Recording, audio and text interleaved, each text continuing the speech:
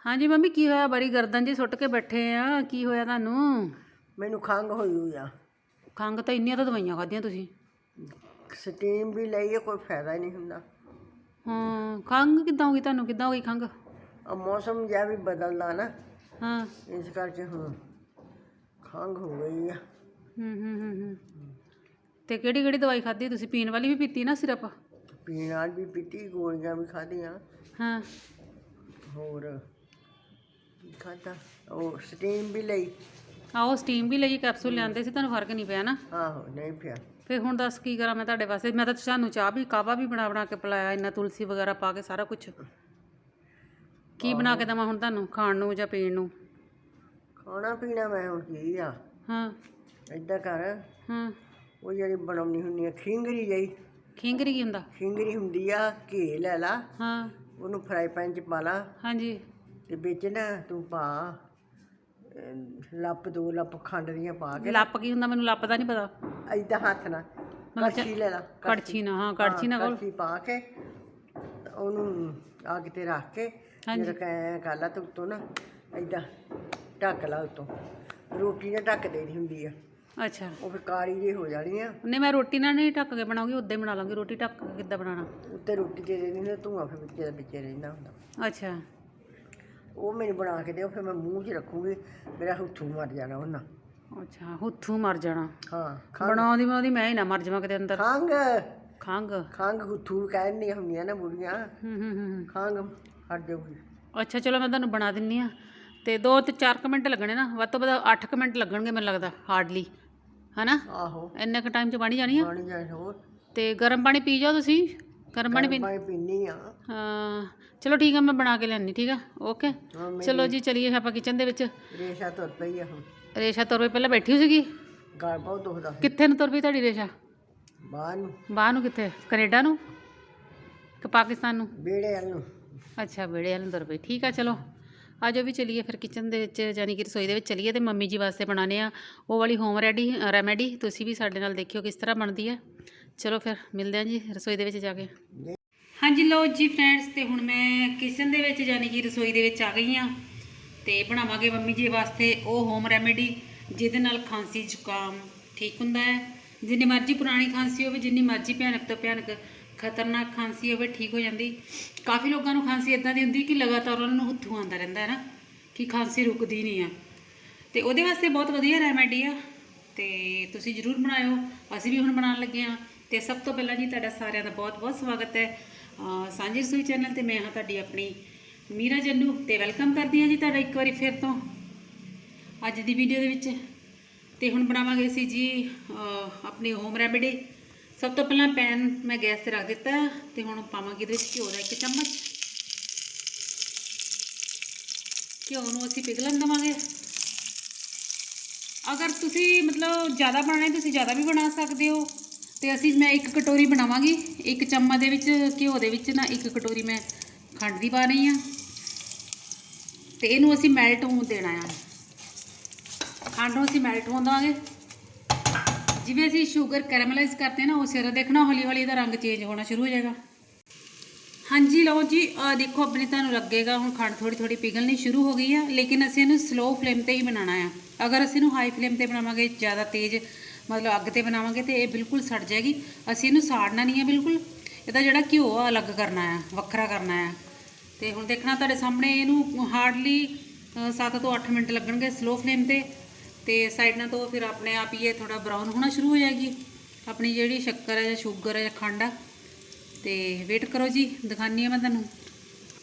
ਲਓ ਜੀ ਤੁਹਾਨੂੰ ਨਜ਼ਰ ਆ ਰਿਹਾ ਹੋਣਾ ਕਿ ਇੱਧਰੋਂ ਦੇਖੋ ਹਲਕੀ ਹਲਕੀ ਨਾ ਗੋਲਡਨ ਸ਼ੁਰੂ ਹੋ ਗਈ ਹੋਣੀ ਆਪਣੀ ਜਿਹੜੀ ਸ਼ੂਗਰ ਹੈ। ਐਸੇ ਤਰ੍ਹਾਂ ਸਾਰੀ ਹੋ ਜਾਣੀ ਹੈ, ਜਿਹੜੀ ਆਪਣੀ ਸ਼ੱਕਰ ਹੈ ਨਾ ਜਾਂ ਖੰਡ ਆ ਸਾਰੀ ਹੀ ਪਿਘਲ ਜਾਣੀ ਹੈ। ਵੇਟ ਕਰਦੇ ਹਾਂ ਹੁਣ ਜੀ ਇਹਦੀ ਪਿਘਲਣ ਦੀ। ਹਾਂਜੀ ਫਰੈਂਡਸ ਲਓ ਜੀ ਦੇਖੋ ਆਪਣੀ ਜਿਹੜੀ ਸ਼ੱਕਰ ਆ ਸਾਰੀ ਹੀ ਪਿਘਲ ਚੁੱਕੀ ਹੈ ਤੇ ਜਿਹੜਾ ਘਿਓ ਆ ਉਹ ਅਲੱਗ ਹੋ ਗਿਆ। ਦੇਖੋ ਮੈਂ ਤੁਹਾਨੂੰ ਦਿਖਾਉਂਦੀ ਹਾਂ, ਦੇਖੋ ਘਿਓ ਅਲੱਗ ਹੋ ਗਿਆ ਆ। ਤੇ ਹੁਣ ਇਹਨੂੰ ਅਸੀਂ ਐਸੇ ਤਰ੍ਹਾਂ ਛੱਡ ਦੇਵਾਂਗੇ ਥੋੜੀ ਦੇਰ, ਮਤਲਬ ਗੈਸ ਬੰਦ ਕਰਕੇ ਠੰਡਾ ਹੋਣ ਦੇਵਾਂਗੇ ਤੇ ਬਾਅਦ 'ਚ ਮੈਂ ਤੁਹਾਨੂੰ ਦਿਖਾਉਂਦੀ ਹਾਂ ਜੀ। ਹਾਂਜੀ ਜਿਹੜਾ ਘਿਓ ਆ ਨਾ, ਜਿਹੜਾ ਤੁਸੀਂ ਉਹਨੂੰ ਵੱਖ ਕਰੋਗੇ ਕਿਸੇ ਕੋਲੀ ਵਿੱਚ ਕੱਢ ਲਈਓ ਤੇ ਇਹਨੂੰ ਘਿਓ ਨੂੰ ਤੁਸੀਂ ਕਿਸੇ ਸਬਜ਼ੀ ਦੇ ਵਿੱਚ ਪਾ ਕੇ ਖਾ ਸਕਦੇ ਹੋ, ਇਸਤੇਮਾਲ ਕਰ ਸਕਦੇ ਹੋ, ਰੋਟੀ ਚੋਪੜ ਸਕਦੇ ਹੋ, ਈਵਨ ਕਿ ਤੁਸੀਂ ਆਪਣੇ ਗਲੇ ਦੀ ਮਾਲਿਸ਼ ਵੀ ਕਰ ਸਕਦੇ ਹੋ, ਬੋਡੀ ਦੀ ਮਾਲਿਸ਼ ਵੀ ਕਰ ਸਕਦੇ ਹੋ। ਗਲੇ ਦੀ ਜ਼ਰੂਰੀ ਹੈ ਕਿਉਂਕਿ ਇਹਦੇ ਵਿੱਚ ਮਤਲਬ ਬਹੁਤ ਜ਼ਿਆਦਾ ਸਾਨੂੰ ਫਾਇਦੇਮੰਦ ਹੈ ਘਿਓ। ਤੇ ਹੁਣ ਵੇਟ ਕਰਦੇ ਆ ਜਦੋਂ ਇਹ ਠੰਡਾ ਹੁੰਦਾ ਤਾਂ ਮੈਂ ਤੁਹਾਨੂੰ ਦਿਖਾਉਂਦੀ ਹਾਂ ਘਿਓ ਅਸੀਂ ਅਲੱਗ ਕਰ ਲਾਂਗੇ ਇਹਦਾ। ਲਓ ਜੀ ਦੇਖੋ ਹੁਣ ਆਪਣਾ ਪੂਰੀ ਤਰ੍ਹਾਂ ਜੰਮ ਚੁੱਕਾ ਹੈ ਤੇ ਹੁਣ ਮੈਂ ਇਹਨੂੰ ਘਿਓ ਨੂੰ ਜਿਹੜਾ ਕੌਲੀ ਦੇ ਵਿੱਚ ਕੱਢ ਰਹੀ ਹਾਂ। ਪਹਿਲਾਂ ਵੀ ਘਿਓ ਕੱਢਿਆ ਹੋਇਆ ਕੌਲੀ ਦੇ ਵਿੱਚ, ਉਹਦੇ ਵਿੱਚ ਹੀ ਕੱਢ ਲਵਾਂਗੀ। ਇਹ ਵਾਲਾ ਜਿਹੜਾ ਘਿਓ ਹੈ ਇਹਨੂੰ ਤੁਸੀਂ ਇਸਤੇਮਾਲ ਕਰ ਸਕਦੇ ਹੋ ਕਿਸੇ ਦਾਲ ਸਬਜ਼ੀ ਦੇ ਵਿੱਚ। ਬਹੁਤ ਹੀ ਵਧੀਆ ਰੈਮੇਡੀ ਹੈ, ਹੋਮ ਰੈਮੇਡੀ ਹੈ ਖਾਂਸੀ ਵਾਸਤੇ, ਔਰ ਬੱਚਿਆਂ ਨੂੰ ਤਾਂ ਬਹੁਤ ਪਸੰਦ ਆਉਂਦੀ ਕਿਉਂਕਿ ਇਹਦਾ ਟੇਸਟ ਜਿਹੜਾ ਹੁੰਦਾ ਬਿਲਕੁਲ ਟੌਫੀ ਵਰਗਾ, ਕੈਂਡੀ ਵਰਗਾ ਹੁੰਦਾ ਹੈ। ਲਓ ਜੀ ਘਿਓ ਆਪਣਾ ਸਾਰਾ ਹੋ ਗਿਆ ਆ ਰਿਮੂਵ ਵਿੱਚੋਂ, ਦੇਖੋ ਜੰਮ ਚੁੱਕੀ ਹੈ ਇੱਕਦਮ, ਕਿਸੇ ਪਾਸੇ ਨੂੰ ਨਹੀਂ ਜਾ ਰਹੀ, ਪਿਘਲ ਨਹੀਂ ਰਹੀ। ਤੇ ਹੁਣ ਮੈਂ ਇਹਨੂੰ ਬਾਹਰ ਕੱਢਾਂਗੀ ਤੇ ਫਿਰ ਚੱਲਦੇ ਮੰਮੀ ਜੀ ਕੋਲ ਲੈ ਕੇ। ਲਓ ਜੀ ਆਪਣੀ ਖੰਘ ਦੀ ਦਵਾਈ ਹੋ ਗਈ ਤਿਆਰ। ਇਹਨੂੰ ਮੈਂ ਕੱਢ ਲਿਆ, ਦੇਖੋ ਤੁਸੀਂ ਇਸ ਤਰ੍ਹਾਂ ਵੀ ਕੱਢ ਸਕਦੇ ਹੋ, ਆਵਾਜ਼ ਇੱਦਾਂ ਨਹੀਂ ਇਹਦੀ। ਆ ਦੇਖੋ ਟੁੱਟ ਰਹੀ ਹੈ ਬੜੀ ਆਸਾਨੀ ਦੇ ਨਾਲ। ਆ ਦੇਖੋ ਇਹਨੂੰ ਮੈਂ ਤੋੜ ਕੇ ਦਿਖਾਉਂਦੀ ਤੁਹਾਨੂੰ, ਆ ਦੇਖੋ। ਤੇ ਥੋੜੀ ਜਿਹੀ ਮੈਂ ਸ਼ੇਪ ਇਸ ਤਰ੍ਹਾਂ ਕੈਂਡੀਆਂ ਵਰਗੀ ਦੇ ਦਈ ਇਹਨੂੰ। ਆ ਦੇਖੋ ਬੜੀ ਆਸਾਨੀ ਨਾਲ ਟੁੱਟ ਰਹੀ ਆ। ਤੁਸੀਂ ਥੋੜਾ ਜਿਹਾ ਜਸਟ ਇੰਨਾ ਪੀਸ ਤੋੜ ਕੇ ਨਾ, ਜੋ ਤੁਹਾਨੂੰ ਲੱਗਦਾ ਤੁਹਾਨੂੰ ਖਾਂਸੀ ਨਹੀਂ ਰੁਕੀ, ਛੋਟਾ ਜਿਹਾ ਪੀਸ ਤੋੜ ਕੇ ਤਾਂ ਤੁਸੀਂ ਮੂੰਹ ਵਿੱਚ ਰੱਖ ਲਓ। ਇਹਨੂੰ ਜਿਵੇਂ ਅਸੀਂ ਟੌਫੀ ਚੂਸਦੇ ਆ ਨਾ ਉਸ ਤਰ੍ਹਾਂ ਚੂਸਣਾ ਹੈ। ਤੇ ਦੇਖਣਾ ਤੁਹਾਡੀ ਮਤਲਬ ਪਹਿਲੀ ਹੀ ਖੁਰਾਕ ਦੇ ਨਾਲ ਜਿਹੜੀ ਤੁਹਾਡੀ ਖਾਂਸੀ ਨੂੰ ਕਾਫੀ ਆਰਾਮ ਮਿਲੇਗਾ, ਰਾਹਤ ਮਿਲੇਗੀ। ਤੇ ਹੁਣ ਚੱਲਦੇ ਆ ਫਿਰ ਅਸੀਂ ਮੰਮੀ ਜੀ ਕੋਲ। ਆਜੋ ਚਲੀਏ ਜੀ ਮੇਰੇ ਨਾਲ ਫਿਰ ਮੰਮੀ ਜੀ ਕੋਲ। ਹਾਂਜੀ ਮੰਮੀ ਜੀ ਮੈਂ ਬਣਾ ਦਿੱਤੀ ਤੁਹਾਡੀ ਉਹ, ਦੇਖੋ ਤਾਂ ਪਲੀਜ਼ ਚੈੱਕ ਕਰੋ ਕਿੱਦਾਂ ਦੀ। ਇੱਦਾਂ ਦੀ ਹੁੰਦੀ ਆ, ਦਿਸ਼ਾ ਦਿਖਾ। ਆ ਲਓ ਜੀ, ਇਦਾਂ ਦੀ ਹੁੰਦੀ ਹੈ ਇਹ, ਇਦਾਂ ਦੀ ਹੁੰਦੀ ਹੈ। ਮੈਂ ਵਿੱਚ 2 ਗੋਲੀਆਂ ਬਣਾਤੀਆਂ ਟੌਫੀਆਂ ਜੀ, ਮੈਂ ਕਿਹਾ ਤੁਸੀਂ ਮੂੰਹ 'ਚ ਰੱਖ ਕੇ। ਇਹ ਟੌਫੀ ਨਾਲ ਵੀ ਬਹੁਤ ਵਧੀਆ ਚੀਜ਼ ਆ। ਹਾਂਜੀ ਇਹਨੂੰ ਇਦਾਂ ਮੂੰਹ ਦੇ ਵਿੱਚ ਰੱਖ ਲਓ, ਗਲ ਦੇ ਵਿੱਚ, ਤਾਂ ਚੂਸੀ ਜਾਓ। ਕਿੰਨਾ ਚੂਸੀ ਜਾਓ ਬਸ। ਤੁਸੀਂ ਇੰਨਾ ਵੱਡਾ ਪੀਸ ਕਿਉਂ ਰੱਖਿਆ, ਛੋਟਾ ਜਿਹਾ ਰੱਖ ਦੇਣਾ। ਇਹ ਸਾਰਾ ਚੂਸ ਕੇ ਮੁਕਾ ਦੇਣਾ ਤੇ ਇਦਾਂ ਸਾਰੇ ਜਣੇ ਬਣਾ ਕੇ ਤਾਂ ਖਾਓ ਇਹਨਾਂ। ਉਹ ਦੇਖੋ ਜੀ ਕਿੰਨੀ ਸੋਹਣੀ ਆ। ਮੰਮੀ ਮਾੜੇ ਜਿਹੇ ਪਲੇਟ ਵਿੱਚ ਖੜਕਾ ਕੇ ਦੱਸੋ ਕਿੱਦਾਂ ਆਵਾਜ਼ ਆਉਂਦੀ ਇਹਦੀ, ਸੁੱਟ ਕੇ। ਹਾਂ ਦੂਜੀਆਂ ਨੂੰ ਦਿਖਾਓ ਜਿਹੜੇ ਪਲੇਨ ਜੀ। ਹਾਂ ਤੋੜ ਕੇ ਵੀ ਦਿਖਾਓ ਤਾਂ ਥੋੜੀ ਜਿਹੀ। ਮੇਰਾ ਖਿਆਲ ਨਹੀਂ ਟੁੱਟਦੀ ਆ। ਲੈ ਹਾਂਜੀ ਇਸ ਤਰ੍ਹਾਂ ਦੇਖੋ ਟੁੱਟ ਜਾਂਦੀ ਆ। ਇਦਾਂ ਤੋੜ ਕੇ ਤਾਂ ਮੂੰਹ 'ਚ ਪਾ ਲਓ। ਹਾਂਜੀ ਬੜੀ ਟੇਸਟੀ ਆ, ਤੁਸੀਂ ਵੀ ਬਣਾਓ ਤੇ ਖਾਓ।